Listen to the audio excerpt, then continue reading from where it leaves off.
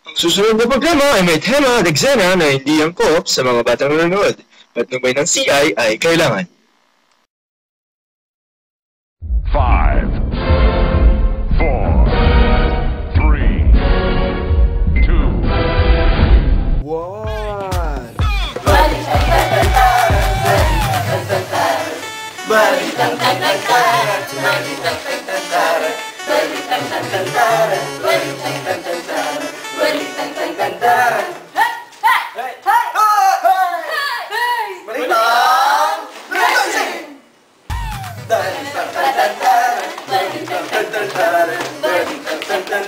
Position! Mga balita ng pagbabago. Mga balitang laging bago. Mga balita pinagsama-sama.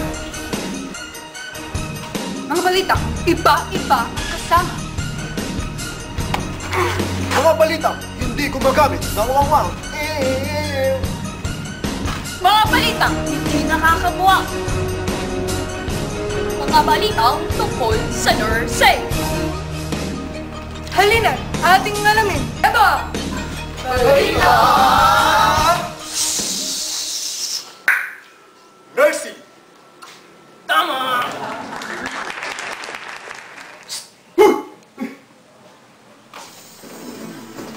Mahalaga ang responsibilidad ng mga nurses sa buhay ng tao. Hindi lang isang tao, kundi ang buong komunidad. At alam niyo ba, may iba't ibang halimbawa ng fields of nursing. At sa episode na ito, pagkukulan natin pansin ang field ng isang school at community nurse. Tama! At ngayon, umpisahan na natin talakayin ang tungkol sa isang school nurse. Pasok mga amigas! Salamat, Byron! Ano-ano kaya espesyal tungkol sa pagiging isang school nurse? Ano ang mga advantages at disadvantages sa pagiging school nurse? Gugustuhin mo bang maging school nurse?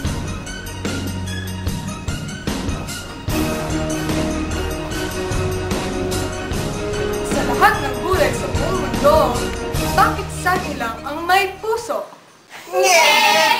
Para maliwanagan tayo sa topic na ito, ang ating tunghayan ay isang interview ni Joanna Gamutan at ni Adrian Cabrera sa isang tunay na school nurse.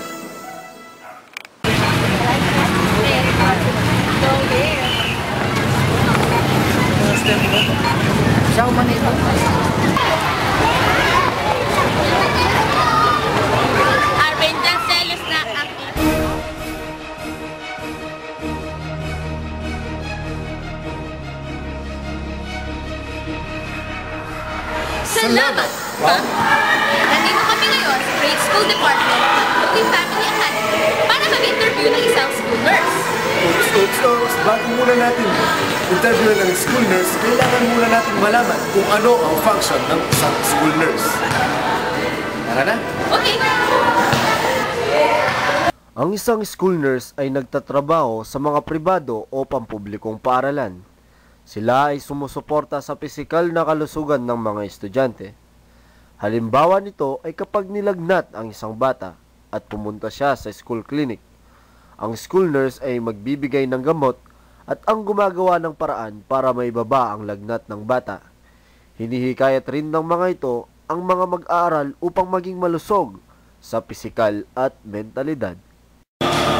Binigyan kami ng isang magandang pribilehiyo para mabisita ang school clinic ng Holy Family Academy. Tayo na pumasok at tignan natin kung ano ang meron sa school clinic na ito at bakit siya espesyal.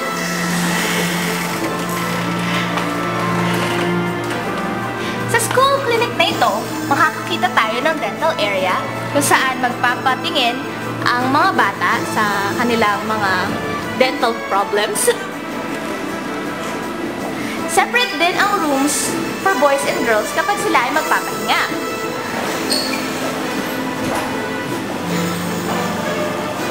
Meron din tayong isolation area at meron tayong treatment area. Lahat ng ito ay matatagpuan sa school clinic ng Holy Family Academy. So, alam mo ba kung nasa tayo ba yan? Nandito ka, hindi mo alam kung nasan tayo. Parang hindi. Nasa department tayo ng Holy Family Academy, school clinic. So ano ginagawa natin ngayon dito? Well, mag-interview tayo ng isang very special na school nurse. Ngayon. Pwede bang malaman ko kung anong pangalan mo? Alegria Espacio. I'm already 35 years old, single, graduate of Angeles University Foundation, batch 96. So I belong to the Santinic batch. Dalawa kami nurses dito actually, although your Tita Shara, who is also a product of Angeles University Foundation, is attending to one of our patients. Ma'am, meron po ba kayong mga other fields na na-explore before being a school nurse? Right after graduation, I was given the opportunity to practice yung psych setting. Although I haven't really been handling patients, it was more on administrative side, so paperwork, referrals to psychologists, psychiatrists, mga ganyan. Ma'am, ito po bang course na ito yung first choice nyo or may other choice kayo? Or yung course na to, pinili lang ng magulang mo or ito talaga yung sariling decision mo? My own decision. Ilang years na po pala nag-school clinic nurse? I'm going on my 5th year dito sa Holy Family Academy. What made you stay na? Probably the advantages. Given the setting that the school clinic opens at 7 a.m. and then we go home at 5 p.m. So practically, we have the same schedule as a regular school, regular office. We don't have any night duties. We have weekend duties, but it's only on Saturdays, no Sundays. Just like yesterday, when it was a holiday, we observed the holidays. So probably the advantages. Meron po ba mga certain disadvantages po na masasay po po yun? The only disadvantage that I got to realize with my 5 years in school nursing was that school nurses wouldn't be able to practice some of nursing skills learned in nursing schools. Like, hindi naman tayo makakapag-transfuse ng blood sa school clinic. Mga skills na to. So, may mga skills talaga na hindi nakapractice pag nasa. Although it isn't just the school clinic setting, if you are being an occupational health nurse, like yung mga nurses sa San Miguel, sa Coca-Cola, ganito din yung setup nila. So, may mga skills, may mga procedures na hindi mo nagagawa. Ma'am, pero dumating na po ba yung point na parang gusto niyo lang bumitaw sa pagiging school nurse, tapos try po yung ibang field? I don't know. Being a school nurse is one enjoyable aspect of nursing. We have quite a number of facets, di ba? Meron tayong special areas, may school nursing, may occupational health. Sa school nursing kasi, you are not just being a nurse. Since especially here at the grade school department, we're dealing with kids. So from preschool hanggang mga grade 6, so pediatrics pa rin. Your roles are being rolled into one lang. Na aside from your tita nurse, you are also their guidance counselor. You are also their security outside from home. Yung mga ayaw pumasok sa classroom, they find more security sa clinic. So kami yung magkakatid. Tapos, confident din nila. Like kung nasugatan sila, sometimes they would be requesting, teacher, huwag na sasabihin kay mama. So, yung building of trust sa mga bata, nandun talaga. Paka-fulfilling naman po pala? In a way, oo. Very, very fulfilling ang pagiging school nurse. Kasi, makikita mo yung, kumbaga, di ba, sa hospital, we have the continuity of care. Di ba? In school setting, ganun din. So, the kids that you met when they were still in kindergarten, if they would be enrolling from kindergarten to preparatory, from grades 1 to 6, you'll be seeing them grow. So, makikita mo yung progress nila, makikita mo yung growth nila, not just physically, but also yung behavior nila, yung mga dating malilikot, pag medyo nagdalaga na, ma-appreciate mo na, yung mga dating papunta-punta lagi na clinic, pag na-outgrow na nila yung parang school phobia, may mga ganun kasi, ma-appreciate mo.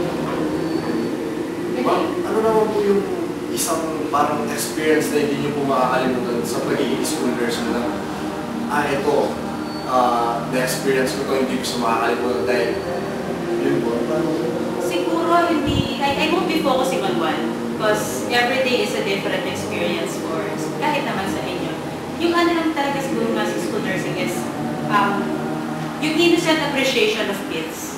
Yung sincerity nila. Walang bakit na plastikan or pagsisip-sip. In kindergarten, kung you've attended Monday because of a bruise or something, kung may abrasion siya, tapos ikaw yung nakapagbigay ng security sa kanila that everything would be okay. Comes Tuesday or Wednesday, would be coming over, bringing up a cone of an ice cream na isi-share, tumutulo-tulo sa'yo na ganyan. Little things. Pero they count more. Yung mga high school students na namin, na pag mapapapasyal dito, na-appreciate. Tita, remember nung nilagnat ako, ganito. Tita, remember nung ganito. Tita, remember when I had my first menstruation, I was in school. May mga ganun kasing experiences. So parang ikaw yung mami nila outside school, ate nila outside school, yaya nila outside school. Ang ganun. So, iba din yung fulfillment. Isang patunay lang po talaga na parang pag gusto mong mag-isang school nurse, dapat po talaga yung ano nyo sa mga bata. Siguro isa pa yun, dapat talaga may init sa mga bata. If we are to ask about the qualifications of being a school nurse, siguro isa yun. Although it is not written on the book. Okay, wala yun sa manual, wala yun sa recruitment, wala yun doon sa resume namin when we submit our documents. Aside from the formal, of course, the mga qualifications na you have to be registered nurse, preferably with experience. Dito pa sa amin, if I may divert a bit, foremost kasi Holy Family is a Catholic school. So, isang requirement sa amin, you are not just being a Catholic, but a practicing Catholic. So, yung mga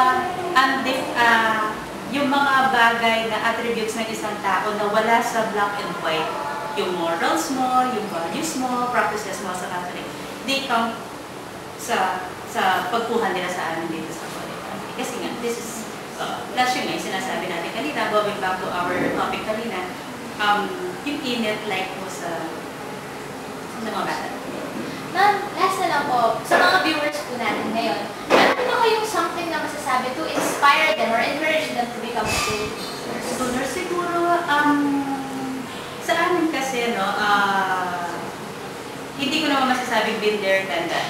May mga ibang experiences pa rin naman na hindi namin na-encounter dito. Ang sa akin lang, siguro if you would really be deciding on to become a nurse, not just a student nurse, to become a nurse, kailangan siguro andun talaga yung love for work.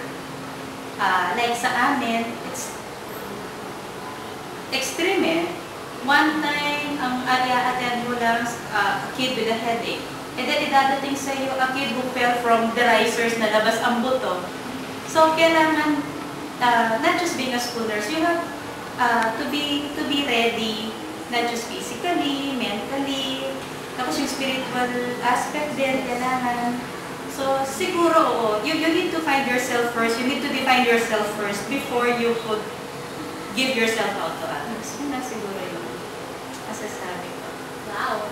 Andy, gusto mo na maging school nurse yan? Oo, masarap ang maging school nurse, Andy. Tapos ang dami pang cute. Sa high school ka na duty, ang dami magaganda. Gusto ko na maging school nurse.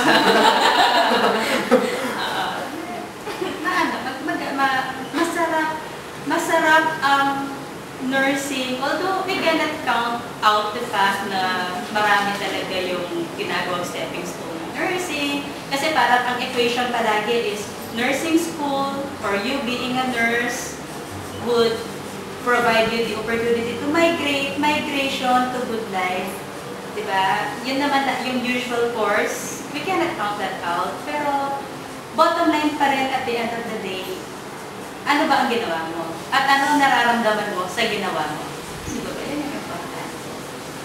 Thank you so much. Thank you, Len. Thank you for your time.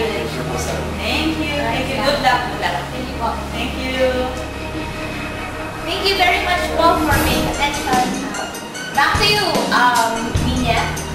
Maraming salamat, Andy at Joanna, sa inyong news report. Ngayon, dumako naman tayo sa ibang field ng nursing. Ito ang community nursing. Community health nursing ay isa sa mga hindi popular na fields para sa mga nurses na bago. Pero mahalaga ang ginagawa natin mga sa isang health center.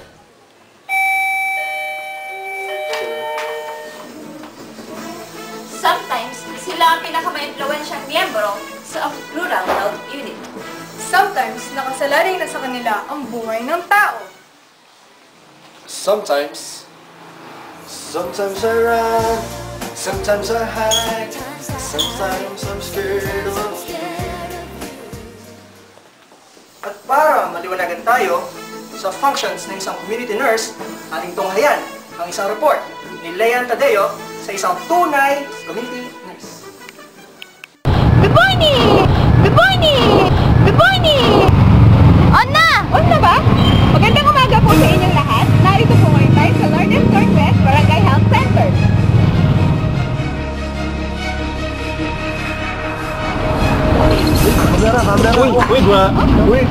Nay, nandito na ako sa TV! Teka, sandali! Ako muna! Wait lang! Wait lang! Narito po tayo ngayon sa Barangay Health Center upang makapanayam ang isang community health nurse. Tara na!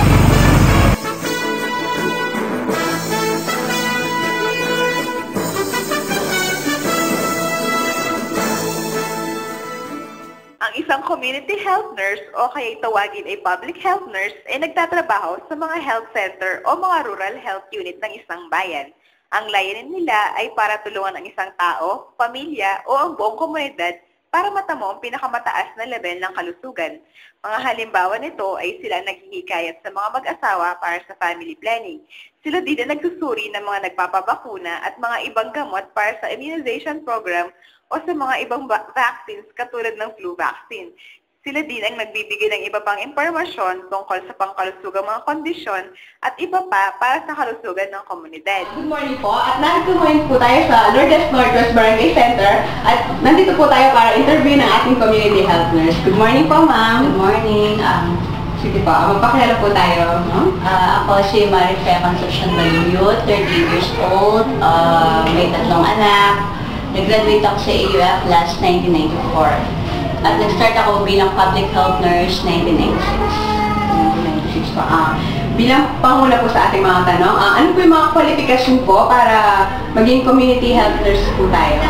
Bilang isang community health nurse, dapat registered nurse ka. Meron kang dedication sa trabaho mo, meron kang loyalty, meron kang perseverance at saka patience dahil matigas ang ulo ng community. Ano naman po yung mga advantages po na nakukuha bilang isang community health nurse? Advantage, unang-una, syempre, yun nga, nakakatulong ka sa mga tao sa komunidad. Pangalawa, nakakapag-seminar kami, mga symposium and lectures na libre, na walang bayad na binibigay ng Department of Health. Sa pang-advantage, walang night duty. Kasi tao tulog ako. Yung night duty. Ano ba? Pag holiday, wala rin ganun pasok. Yung po mga benepisyo naman po ng mga nakuha po ng community health nurse. Makakapag-ano po ba tayo ng mga benepisyo? Mga benepisyo. Sa government, meron kaming hazard pay dahil na-prone kami sa mga communicable diseases. Dahil yung health center natin, ito yung leprosy center. So lahat ng mga may ketong dito lahat na-admit sa buong Angeles. Tapos kung di kami sa mga TB patients, baka mahawa kami, so may hazard pay. Meron kami subsistence allowance, traveling allowance, clothing, may pag-ibig, GSIS, bonus, major bonus. Ngayon, nagbibigay sila daw silang Pinoy, sana makatanggap kami. Basta naman po sa mga na-experience niyo po, ano naman po yung mga disadvantage po na na-experience nga po bilang community health nurse dito po sa Barangay Lourdes Norte. Yun nga, at disadvantage yung prone ka nga sa mga communicable diseases kasi nakakasalamuha yung mga pasyente may communicable diseases. Tapos, maraming paperworks, more on paperworks. Minsan nga, inuwi ko pa sa bahay. Kasi hindi ko matapos dito dahil pag morning may mga pasyente pa, so afternoon lang kami nagre-record ng mga minsan hindi natatapos, so may take home pa akong ginagawa sa bahay. Dumako naman po tayo sa mga medyo personal po tanong, pero hindi lang po gaano ka-personal. Ano ba yung nagtulak sa inyo para po maging isang community health nurse? Kasi dati sa sa hospital, sa ONA, bale 6 months ako doon, volunteer, walang bayad, auntie. Tapos nung yung auntie ko, sinuggest na ba't di mo mag-try sa City Health Office kasi may bakante doon. So yun, nag-try ako at nagustuhan ko naman. Maliban po sa community health nurse, may iba po ba kayong pinuntahan na ibang field po or sa ward po, gano'n, sa mga special area, pag-duty po? Bali, nung volunteer nurse na ako nung sa ONA noong 1995, bali sa ward lang. After po ng ONA, dito na po talaga na from 1996 up to now. May mga viewers po tayo ngayon ng mga nursing students. Ano po yung may ipapayo nyo po or mga tips sa mga aspiring community health nurse po natin? So, yun nga, bilang isang public health nurse, talagang dapat yung puso mo nasa community talaga. Kasi talagang mahirap talagang makisama sa iba't ibang tao. Mahirap, may matitigas ang ulo, may mababait. So dapat talaga may puso ka, may dedikasyon ka sa trabaho mo. So, okay na po tayo. Maraming salamat. Salamat po sa oras na ginugulo po sa amin. At maraming salamat po sa pakikinig sa ating talakayan ngayon. At okay na po tayo dito. Back to you, Kuya. Hoy, game na! Maraming salamat, Lay! At natunghayan niyo po ang mga balita ng pagbabago. Mga balita, laging bago. Mga balita, pinagsama-sama. Mga balita, iba-iba ang kasama. Mga balita, walang kasamang wangwang. Mga balita, hindi nakakabuwang. Mga balitang tungkol sa nursing. Halina't ating alamin. Hetong! Balita!